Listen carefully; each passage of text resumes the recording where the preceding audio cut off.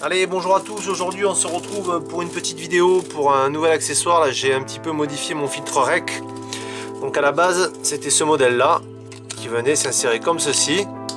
Hop, vous voyez, et ensuite on pose le caisson par dessus et on l'emboîte comme ceci. Et un petit élastique autour qui va nous permettre justement de maintenir l'adaptateur sur le caisson. Alors, l'avantage qu'il y a avec ce produit, c'est que dans l'avenir, ou suivant les conditions de plongée et la qualité de l'eau, on peut interchanger notre filtre. Donc j'ai 4 teintes disponibles, rouge, orange et magenta. L'avantage qu'il y a avec cet adaptateur, c'est qu'il est évolutif, quoi.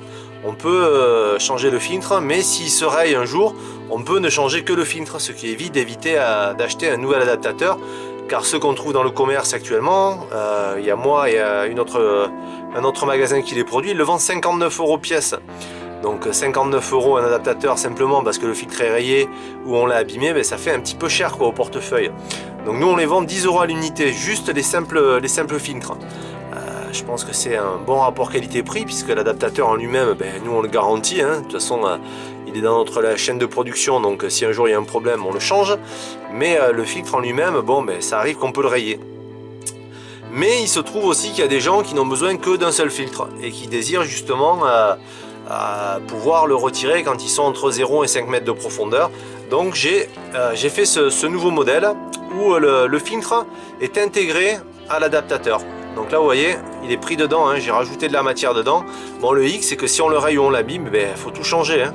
Mais c'est le même concept qui vient dessus, à part que on peut le retirer entre 0 et 5 mètres. Qu'est-ce que je voulais dire de plus? Oui, l'inconvénient c'est que voilà, c'est ça, c'est le filtre, si on le raye, ça va poser souci. Le petit truc qu'il faut savoir aussi, c'est que pour imprimer une petite pièce comme ça a l'air de rien, hein, mais il faut 2 heures, environ 2 heures. Pour imprimer celle-ci, il faut un petit peu plus, il faut environ 2h30 parce que je l'imprime très lentement et voilà, pour avoir une bonne qualité et que les matériaux soient bien pris sur eux-mêmes. Et il est important de savoir que le temps c'est de l'argent, toujours pareil quoi. Et que ça je peux l'imprimer la nuit en lançant mes imprimantes sans le surveiller, alors que celui-là je suis obligé de rester à côté et d'attendre au moins 1 heure, le temps qu'il fasse la première couche, et d'attendre qu'il fasse la pause pour venir positionner le filtre et ensuite redémarrer. À savoir que le filtre, c'est pas évident de faire coller de la matière sur quelque chose qui est lisse et ça marche pas à tous les coups. Donc ça demande beaucoup de précision et beaucoup de patience et vraiment des réglages d'imprimante assez pointus quoi.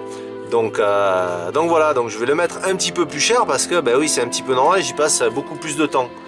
Donc voilà pour cette petite mise à jour du filtre REC. Et puis que dire de plus? Pas grand chose, si ce n'est je vous remercie à tous de nous suivre et puis de nous faire confiance. Et puis on se retrouve pour de prochaines vidéos. Ah, ciao!